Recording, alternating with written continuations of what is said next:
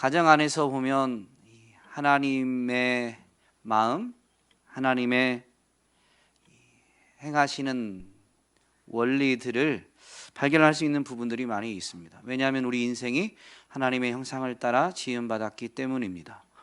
우리의 자녀들을 생각해 보면 좀 어렸을 때 아이들이 좋아하는 것들이 있죠. 사탕이나 초콜릿 이런 것들이 아이들이 이쁘다고 누가 주면 아이들이 그것을 이 작은 손에 꼭 쥐게 됩니다. 그걸 쥐고 있을 때 또 아이들이 이쁘다고 또 친척이나 누가 와서 그 쥐고 있는 그 상황에 돈을 좀 이렇게 용돈으로 주는 경우도 있죠. 명절에 자주 일어나는 풍경이기도 하지만 어쨌든 두 손에 사탕이나 초콜릿을 꼭 쥐고 있는 아이한테 돈을 줄 때 돈이 뭔지를 아는 아이라면 두 손에 있는 걸 내려놓고 얼른 돈을 받습니다. 근데 모르면 어때요? 두 손에 있는 거 안 놓죠. 그러면 누가 제일 애 같아요? 왜 꼭 엄마라고만 그러세요? 제가 볼 땐 아빠들도 똑같던데 엄마나 아빠나 똑같습니다. 부모의 마음이 애 같답니다. 아니 그거 사탕 초콜릿 그 애기 손에 줘봐야 2개 3개 쥐어져 있는데 그거 내려놓고 누가 용돈 줄 때 뭐 10,000원 또는 요즘은 50,000원짜리도 있으니까 이렇게 주면 얼른 받아야 되는데 그 사탕 초콜릿이 막 그거 달콤하고 맛있다고 절대 안 넣습니다. 그러면 주시는 분이 그러잖아요. 이렇게 저는 그랬습니다. 조금 장난기가 있어서 너 그거 손에 있는 거 안 내놓으면 이거 안 줄 거야. 그럼 애들은 절대 안 바꿉니다. 그러면 이제 애 같았던 이 부모님들 여러분이 답변 주신 대로 특별히 엄마가 이제 애한테 막 이야기하죠. 아들, 건우야, 빨리 그거 내려놓고 손 내밀어. 빨리 내려놓고 손 내밀어. 그런데도 애는 사탕이나 초콜릿을 놓을 수가 없습니다. 놓지 않습니다. 그러면 어떻게 해요? 애가 탄 엄마가 말했다가 여기는 고상한 분들만 계십니다. 말을 했는데도 애가 말을 안 들으면 옆에 가가지고 이거 내려놓으라고 하는데도 말 안 듣죠. 그러면 엉덩이 툭 치고 손을 막 억지로 피고 이렇게 빈 손을 두 손을 엄마가 이끌어가지고 이렇게 선물 주려고 하신 분 앞에 빈손을 내밀게 됩니다. 우리 가정 안에서 흔히 발견되는 풍경이기도 한데요. 하나님이 그러십니다. 하나님이 우리 인생에게 가장 좋은 것을 주시고자 하는데 우리 인생이 지금 달콤한 거, 지금 땅에서 좋은 거, 그거 그냥 꼭 붙드느라고 하나님이 주시고자 하는 것, 그것을 달라고, 아니 하나님은 주시려고 하는데 주시겠다는데 그거 붙잡고 있어서 하나님이 주시고자 하는 것을 받아 누리지 못하는 경우들이 허다합니다. 하나님의 마음은 그때 때로는 따스한 음성으로 더 권유하고 타이르기도 하지만 꼭 줘야 되는데 계속 고집을 피우면 어떻게 해요? 애가 탄 엄마처럼 하나님은 어떻게 하실까요? 찾아오셔서 다그치기도 하고 그래도 손을 안 펴면 강제적으로 그 손을 펴서 정말 꼭 주시고자 하는 그것을 쥐어 주십니다. 하나님이 주시고자 하는 게 뭘까요?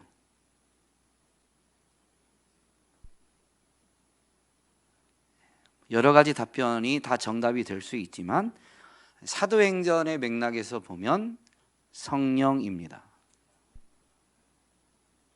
성령님은 우리 안에 거하시면서 예수 그리스도로 말미암는 영원한 생명을 가지고 누리게도 할 뿐만 아니라 이 땅에 사는 동안도 그 영원한 생명을 풍성히 누리는 이 능력 있는 삶을 살게 만들어 주십니다. 그래서 하나님은 믿음의 사람들, 하나님의 자녀들이 이 땅에 있지만 하나님의 나라를 풍성히 맛보고 누리며 이 땅에 있지만 이 땅에 속한 자답지 않게 오히려 세상을 넉넉히 이기는 삶을 살게 하시고자 성령을 부어주시고자 하는 것이죠. 이것이 사도행전에 분명히 나타나 있습니다. 오직 성령이 너희에게 임하시면 너희가 권능을 받는다라고 되어 있죠. 그러면 여러분은 성령을 선물로 받으셨죠? 어떻게 하면 성령을 더욱 충만히, 성령 충만한 삶을 살 수 있을까요? 사모하면 됩니다. 정답이기도 하고요. 성령님을 처음 받을 때와 같은 원리입니다. 그 사모함이 어떤 우리의 행위로 나타나야 되냐면요, 오순절 성령 강림 사건을 베드로가 설명하게 되는데요, 베드로의 설교를 들은 사람들이 찔림을 받아서 그러면 우리는 어떻게 해야 됩니까? 라고 설교했던 베드로와 함께 있었던 그 오순절날 성령 강림의 주인공이 되었던 제자 공동체 전체에게 질문을 하죠. 그때 베드로가 답변을 주는데, 너희가 회개하여 각각 예수 그리스도의 이름으로 세례를 받고 죄 사함을 받으라. 그리하면 성령의 선물을 받으리라 라고 답변해 주었습니다. 여러분, 회개하고 예수님의 이름으로 세례를 받고 죄 사함을 받으라 라고 했는데요, 이때의 이 세례는 예수님의 이름으로 죄사함 받는다라는, 예수님의 이름으로 죄사함 받는다라는 믿음의 공식적이고 외적인 표현입니다. 그것을 인정하는 예식일 뿐입니다. 세례가 죄를 사하는 게 아니에요. 복음을 믿지 못했던 그들이 이제 복음을 듣고 처음 회개하고 돌이킬 때에 그 예수님의 이름으로 세례도 받고, 핵심은 뭐냐면요, 죄사함을 받으라라는 겁니다. 회개하고 예수님의 이름으로 죄사함을 받으면 우리는 예수님의 대속의 은혜로 정결하게 되어지고, 거룩한 영, 정결한 영인 성령은 우리가 정결하게 되었을 때 우리 안에 더욱 충만히 역사하시는 겁니다.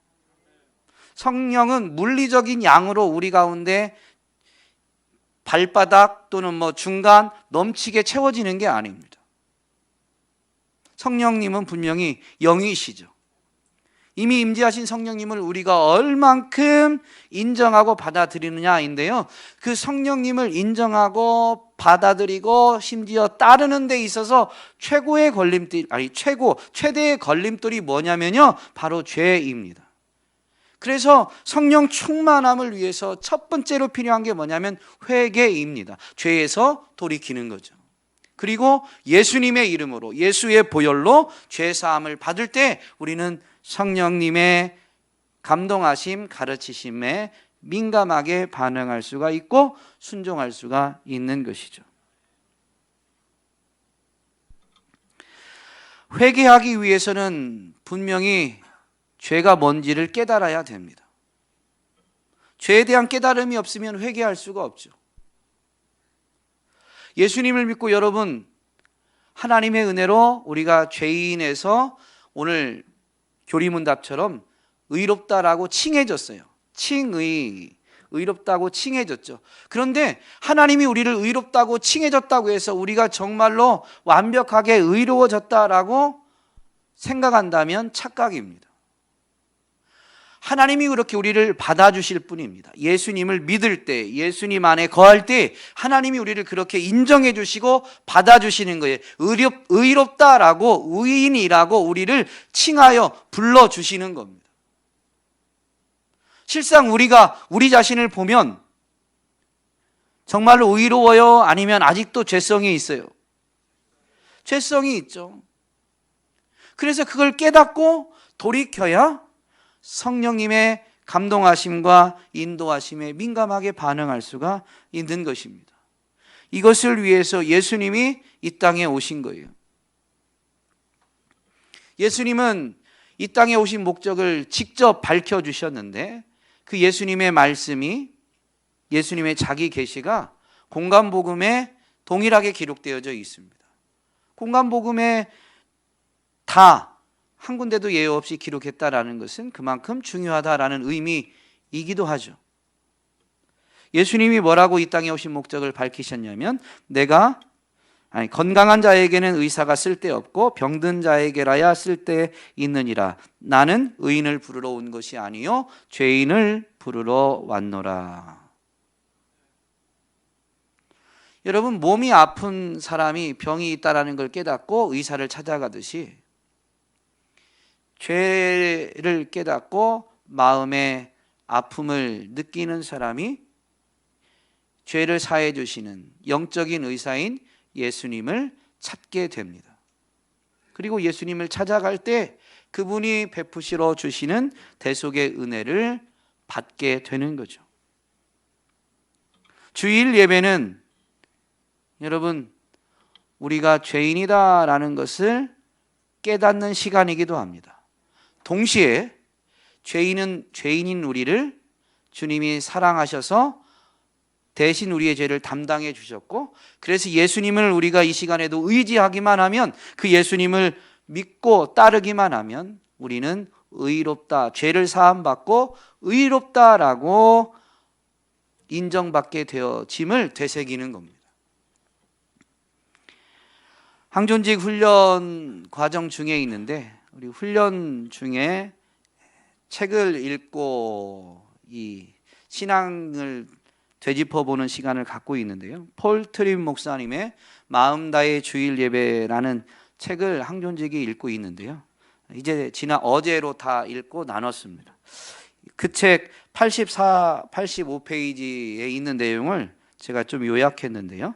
주일 예배에서 나쁜 소식이 완전히 빠지면 진정 좋은 소식, 곧 복음을 향한 갈망을 잃는다. 주일 예배는 참담하고 굴욕적이고 가슴 아픈 나쁜 소식을 똑바로 마주하는 시간이다. 그 소식은 바로 온 인류를 감염시킨 가장 슬프고 가장 파괴적인 죄라는 질병에서 벗어날 능력이 우리에게 없다는 것이다. 이것은 하나님의 개입 없이는 치료할 길이 없는 불치병이다.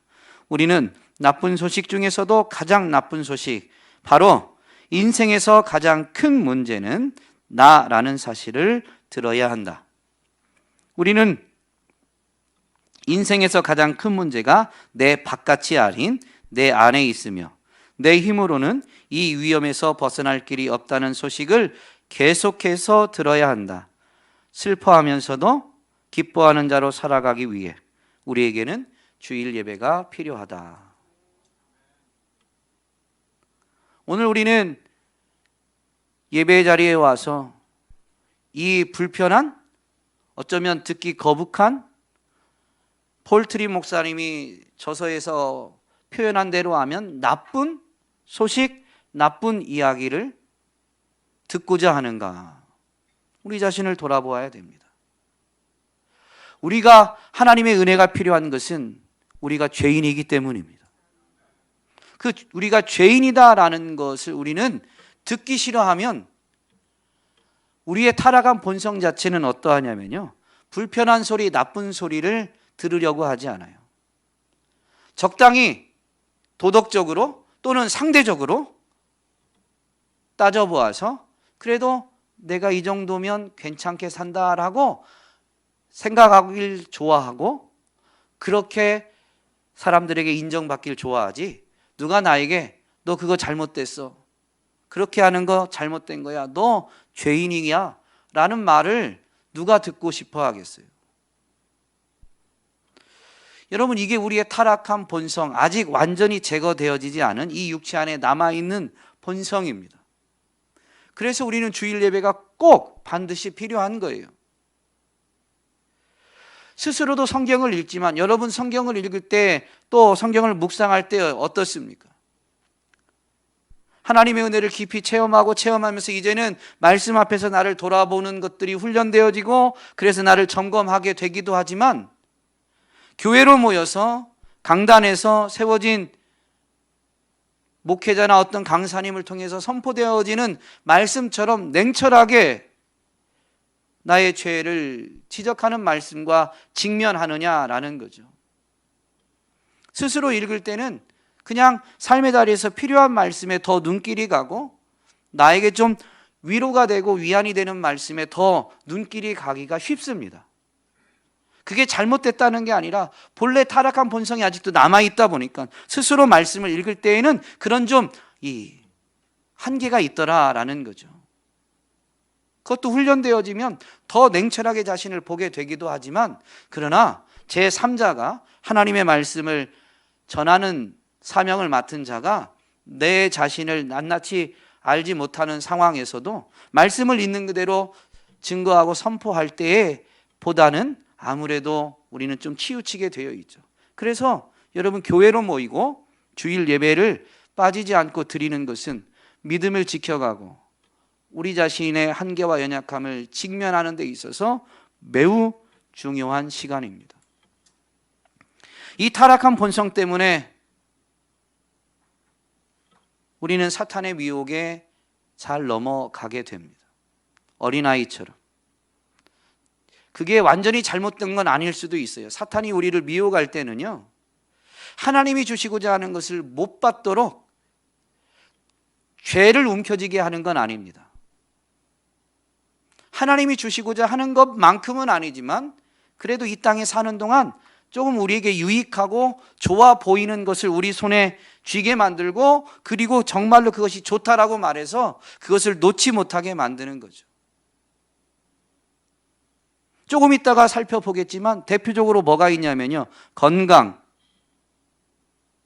가족, 자녀, 행복, 지식, 직장, 이런 것들일 수 있습니다. 그것 자체를 쥐은 게 잘못된 게 아닙니다. 하나님 앞에서도 그걸 놓지 않는 게 잘못된 거죠. 하나님 앞에서 하나님이 주시고자 하는 게 있는데 이것이 땅을 사는 동안에도 필요하고 유익하고 좋은 거예요. 건강이 좋죠. 가정이 필요하죠. 행복을 누릴 수 있으면 누려야죠. 근데 그것이 하나님의 말씀, 하나님의 뜻보다 앞선다면 그 순간은 죄가 되는 겁니다. 사단이 우리를 미혹할 때는 그렇게 미혹해요. 이게 죄다라고 하면 우리가 그동안 추구해왔던 건강을 지키려고 행복을 추구해왔던, 또 가정을 돌보고 자녀들을 양육하기 위해서 건강한 직장을 붙들려고 했던 그 우리의 모든 시간들이 헛되게 느껴지다 보니까, 주님이 그게 헛되다고 말씀하신 적은 없어요.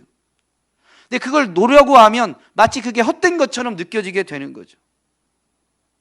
그러다 보니까 더 움켜쥐도록 미혹하는 사단의 거짓말에 미혹되어서 하나님이 위로부터 부어주시는 성령을 받고 성령의 능력으로 살아갈 수 있도록 하시려고 하는데 우리는 그걸 온전히 누리지 못하게 되는 겁니다.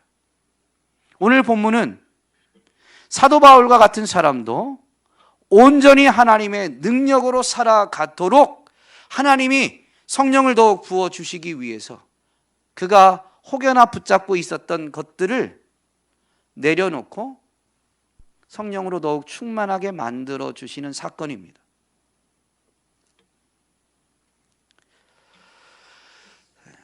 바나바와 사울, 이제 오늘 본문부터는 바울로 이름이 바뀌는데요.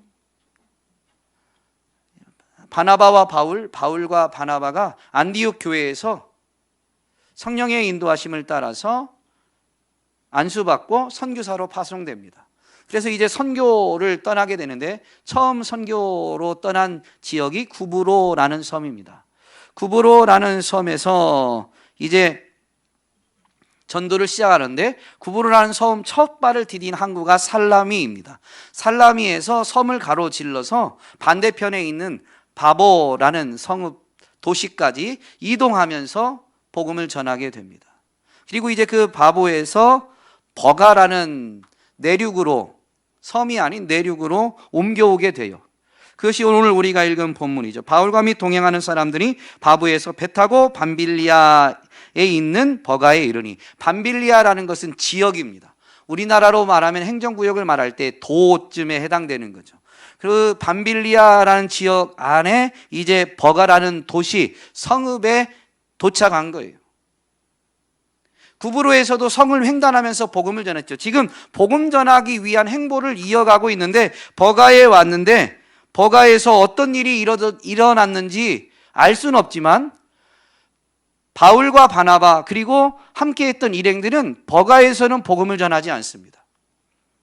그리고 요한, 바울과 함께 선교 여행을 떠났던 요한이 계속 선교 여행을 같이 하지 않고 예루살렘으로 돌아가 버려요.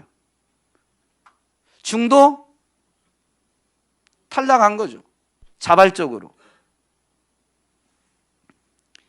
그리고 바울과 바나바와 일행은 버가에서 신속히 비시디아 안디옥이라는 지역으로 옮겨갑니다. 그리고 거기에서 이제 복음을 전하게 됩니다. 버가가 아닌 비시디아 안디옥이 목적지라는 언급이 없어요.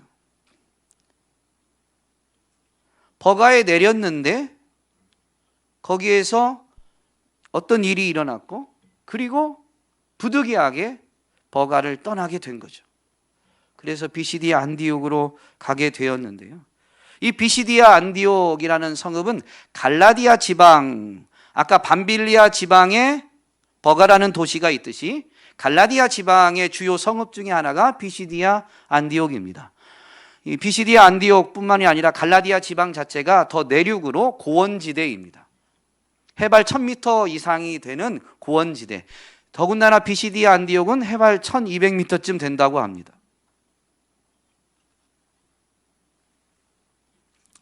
왜 버가에서는 복음을 전하지 않고 또 요한은 이탈해서 예루살렘으로 돌아갔으며 바울과 그 일행은 비시디아 안디옥으로 갔는가?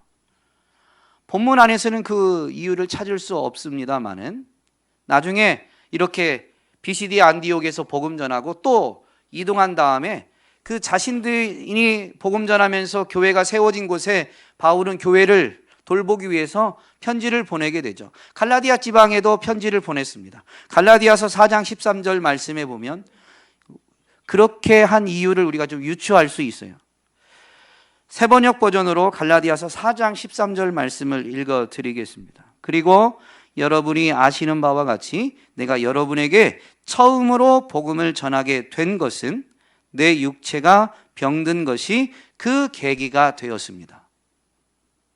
비시디아 안디옥에 와서 복음을 전하게 된 거예요. 오늘 본문을 보면 밤빌리아 지방에서 갈라디아 지방으로 이동해서 복음을 전한 거죠. 갈라디아 지방에서 처음으로 복음을 전하게 된 계기가 뭐냐면 자신이 병든 것 때문이다라는 거죠. 이 말씀을 오늘 본문과 연결해서 생각해 보면 섬에서 선교 사역을 하고 얼마나 시간이 소요됐는지 모르지만 한동안 섬에서 지내면서 복음 전하는 사역을 하고 이제 섬에서 나와서 해안, 섬에서 나왔으니까 해안가죠. 이 버가라는 성읍에서 도착을 했는데 바울이 병이 걸린 거예요. 어떤 병인지는 알 수가 없지만 섬에 지냈고 해안가 오다 보니까 아마 이 다습한 이런 기후 또는 어떤 풍토 때문에 병이 생긴 것 같죠. 그러다 보니까 버가에서는 계속 복음을 전할 수가 없게 된 겁니다. 병 때문에. 병이 나아야 복음 전하는 사역을 할 수 있으니까. 그러다 보니까 이 기후를 피해서 건강을 회복할 수 있는 지역으로 가게 되는데 그래서 더 내륙 지역으로 더군다나 고원지대, 여러분 적절한 이 고원지대는 기온이 일정하고 공기가 맑습니다. 그러다 보니까 이 고원지대로 나아가게 된 거예요. 그럼 요한은 도대체 왜 버가에서 예루살렘으로 돌아갔느냐? 아마 구브로라는 섬에서 선교했던 것이 매우 고되었던 것 같아요. 섬에서 지내는 것이.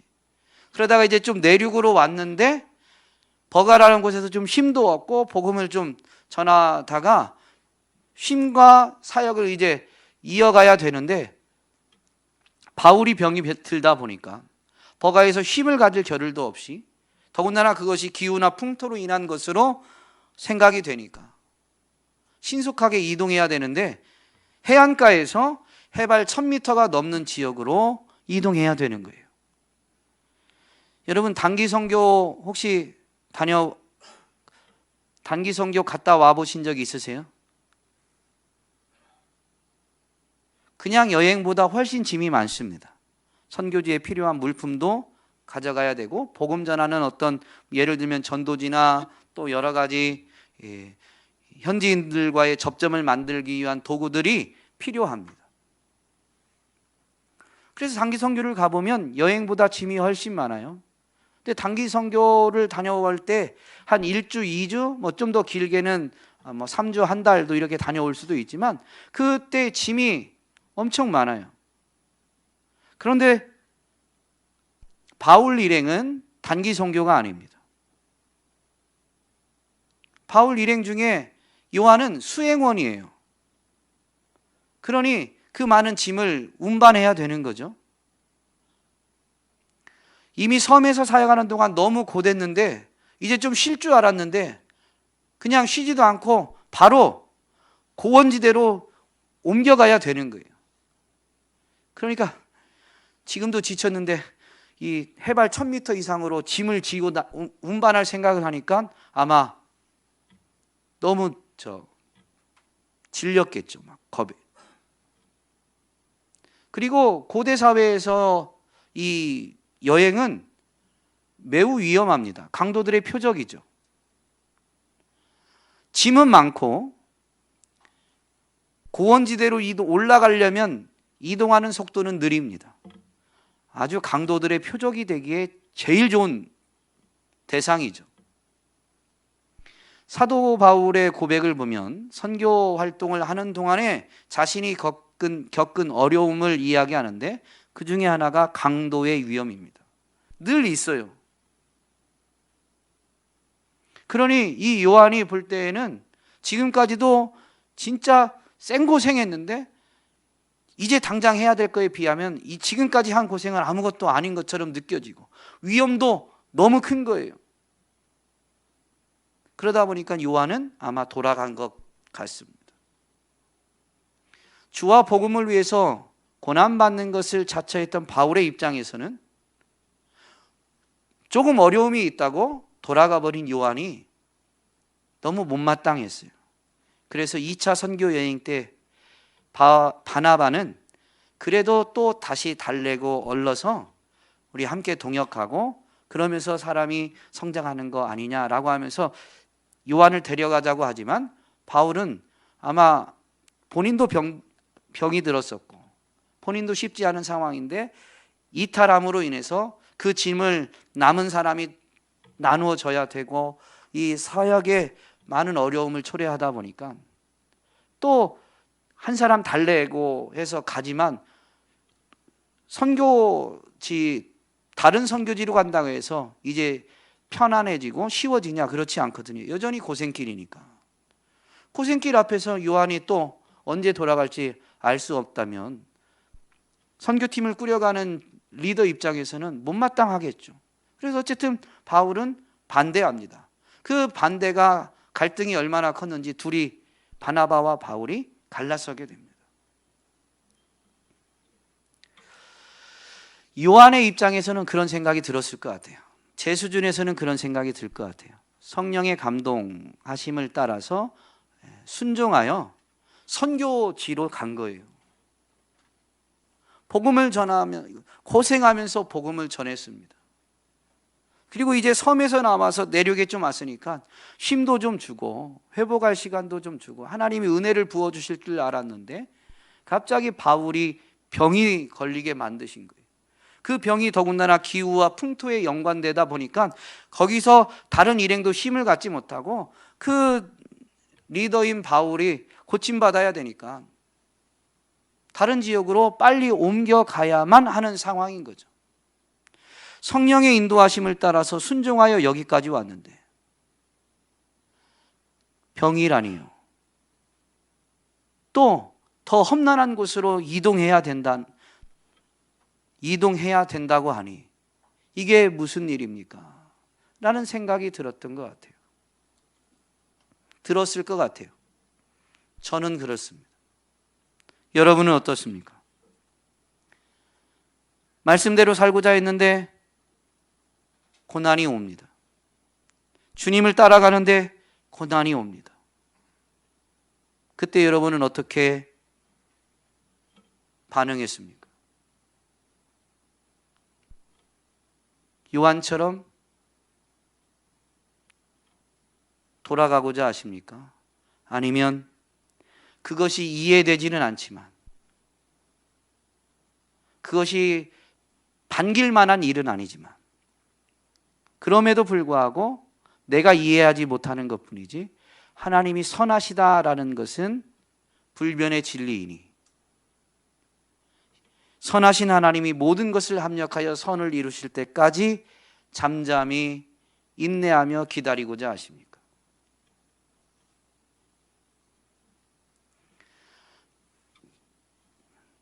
고난을 주시는 이유는 모든 일의 주권자가 하나님이시라면 성령의 인도함을 받고 주님을 따라가는 이들에게 고난을 주신다면 그것은 그 사람에게 필요하기 때문입니다.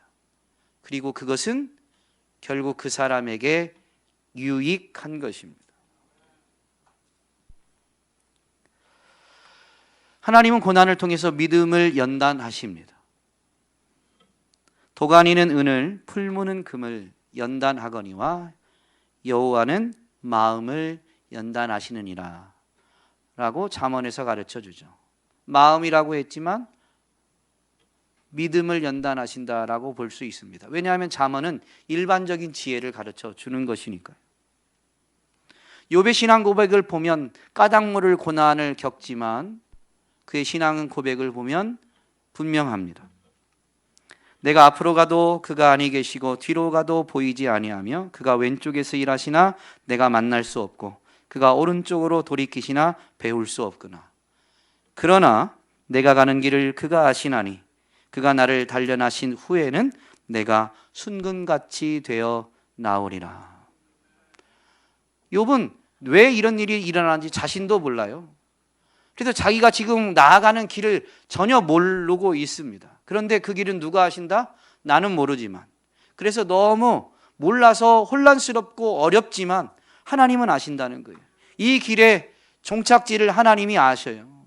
근데 한 가지 분명한 것은 선하신 하나님은 모든 것을 합력하여 선을 이루시기 때문에 내가 지금 납득되지 않아도 하나님은 여기서 나를 이끄셔서 나를 순금과 같이 나오게 해 주신다라는 것이죠.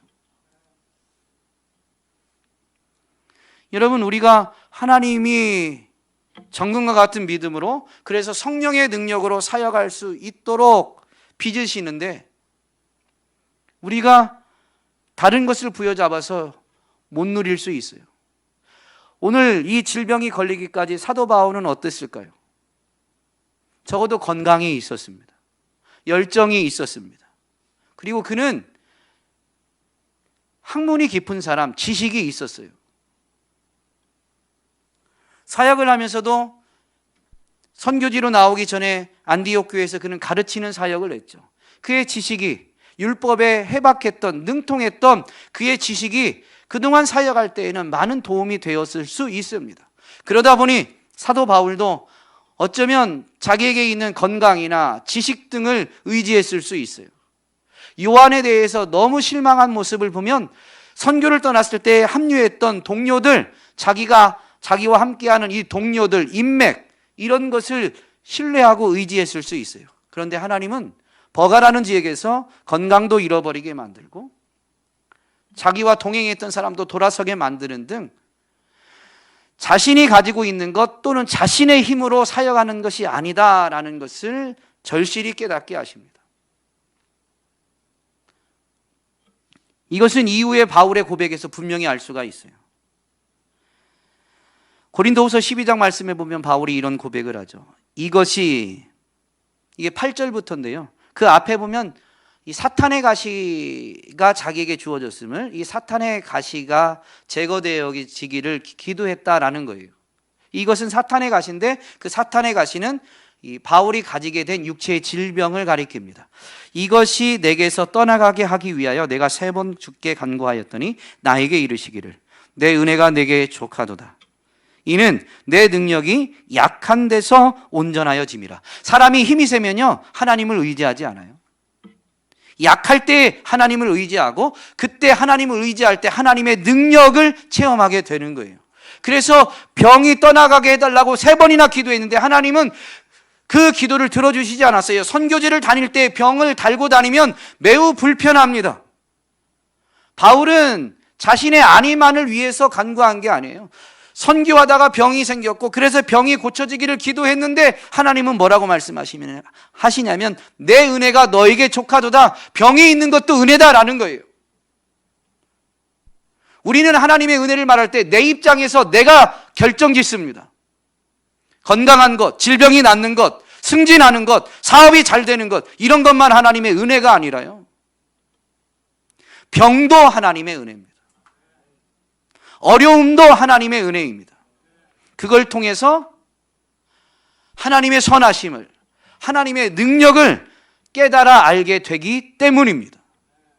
여러분, 많은 믿음의 사람들이 간증하는 것을 보면 고난 없는 간증이 없어요. 그런데도 우리는 그 많은 간증들 앞에서도, 간증을 들으면서도 고난 없는 삶만을 꿈꿀 때가 많죠.